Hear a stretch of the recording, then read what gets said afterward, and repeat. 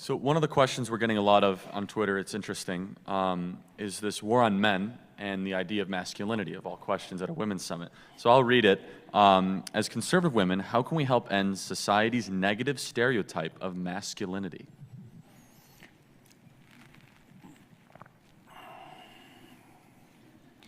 I think you do that. I really think the fundamental way you do that is by constraining it in your own relationship. You know, now one of the things you'll find, now I'm going to tread on thin ice here, but that's okay. One of the things you'll find is that that attitude towards, let's say, toxic masculinity is likely to manifest itself in your own relationship. You know, in your distrust of your partner, say.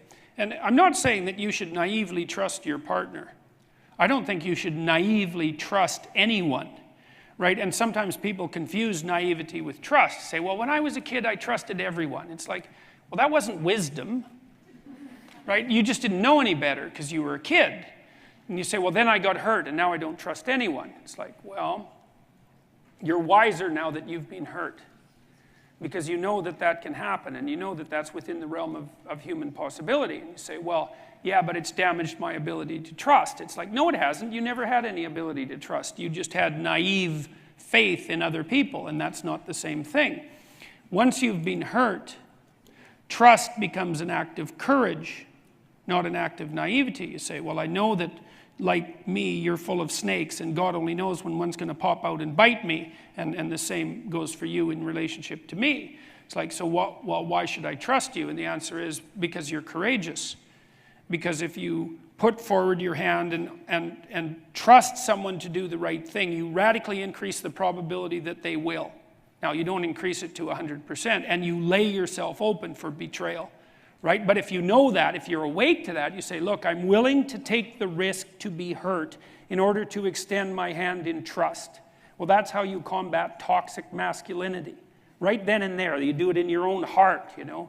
And you will call forth the best from the person that you're with by doing that.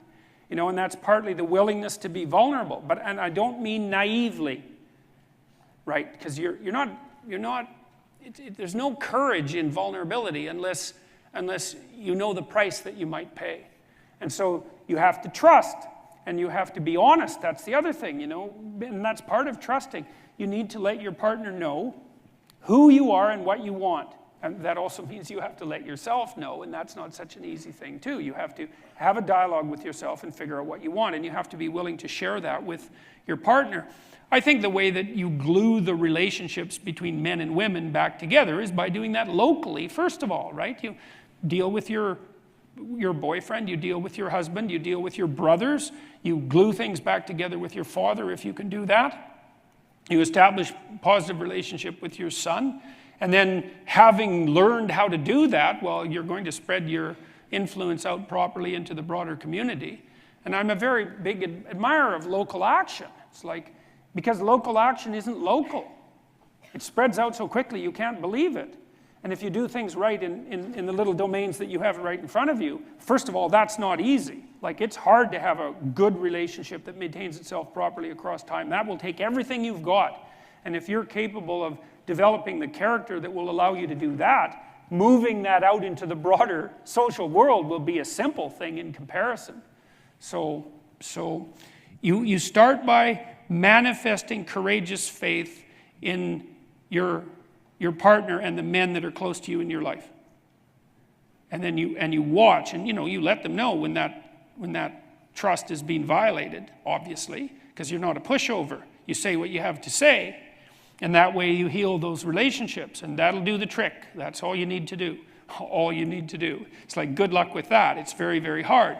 But you can do it, and it won't cause any harm. That's also a very good thing. So, what